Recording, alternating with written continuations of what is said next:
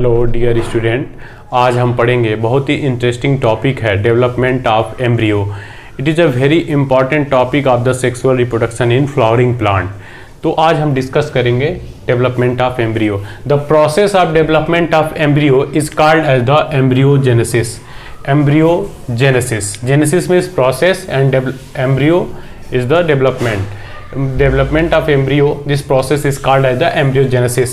After the fertilization, zygote mitotically division and asymmetric mitotically division, asymmetric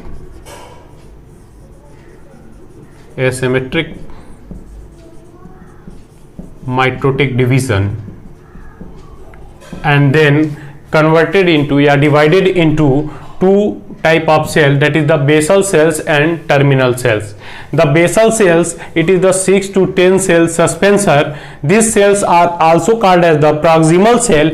It is also called as the hypophysis. And the 6 to 10 cell suspensor, it is the also form the terminal distal cells, become enlarge and form the vascular cell of the suspensor. The 6 to 10 cell suspensor proximal cells, it is called the hypophysis, and the hypophysis one transfer division and two vertical division at the right angle to the previous and form, that is the embryonic roots and root cap.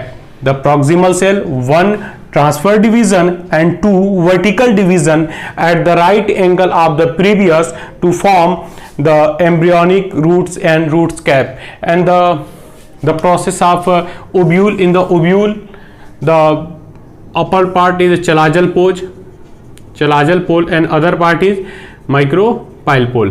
तो जो चलाजल पोल पे है वहाँ पे जो है एक basal parts का बना लेगा और एक जो टर्मिनल पार्ट जो है वहाँ पे जो है एक माइक्रोपाइलर एंड, दोनों एंड से जो है ये सेल्स का डेवलपमेंट हो जाएगा।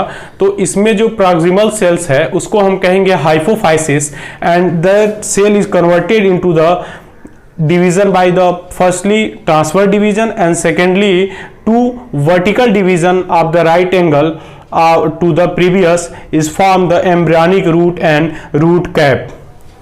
And next cells, it is asymmetric, divide by the mitotic and form the terminal cells. Another first cell, terminal cell, first longitudinal division form two terminal cell. First longitudinal division form two terminal cell and two longitudinal division form four cell, and this cell is also called as the quadrant, and this quadrant further four transfer division and form eight cell. It is also called as the octant, and then further divided by the mitotically and form the 8 outer cell and 8 inner cell, and 8 outer cell divided by the anticlinical division and form epidermic of the embryo,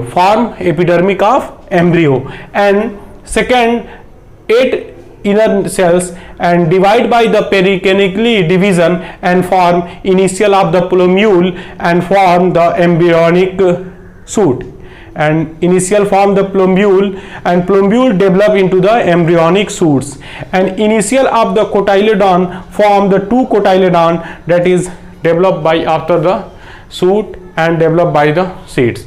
So this is the systematic representation of the development of embryo. तो embryo का development जो mostly होता है वो किसके through होता है? After the fertilisation के बाद जो जाइगोट है, जाइगोट से उसका डेवलपमेंट होता है एम्ब्रियो का। तो जाइगोट में कुछ मॉडिफिकेशन होते हैं या कह सकते हैं कुछ डिवीजन होते हैं, जिसे हम क्या कहते हैं? एसिमेट्रिक माइटोटिक डिवीजन, जिसके थ्रू दो सेल्स का डिवाइड होकर दो सेल्स बना लेता है, जिसे बेसल सेल्स कहते हैं और सेकेंड को टर्मिनल सेल्स कहते हैं। फिर जो बेसल सेल्स होता है उसमें जो also called as the proximal cell is also called as the hypophysis, and this hypophysis cell divided by the one transverse division and two vertical division and form the embryonic root and root cap.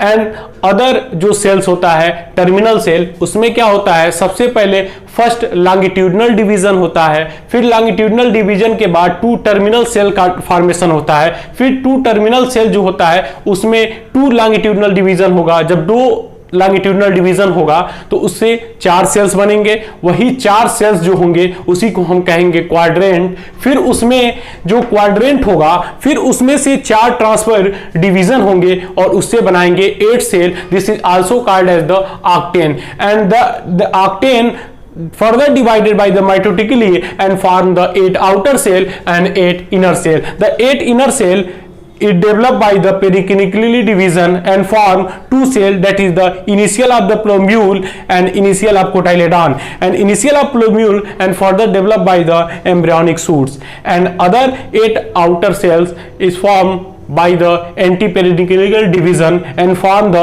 epidermis. Epidermis is the outer layer of the embryo. तो epidermis का ये formation करेगा. It is the whole process of the development of embryo. It is the systematic representation of the embryo. In mostly it is the discuss about the dicot embryo. It is a very important for the board examination of point of view of the board examination. Board examination के point of view से ये बहुत ही important question है, क्योंकि exam में बार बार development of embryo या process of embryogenesis पूछा जाता है। तो आप एक फ्लो चार्ट के थ्रू जो है इसको अच्छे से तैयार कर सकते हैं और आपको जो है आसानी से एग्जाम में जो है इसको समराइज करके अच्छे से लिख सकते हैं। अगर आपको कोई दिक्कत हो रही है तो आप कमेंट करें, ठीक है, और चैनल को सब्सक्राइब करें, लाइक करें। Thank you.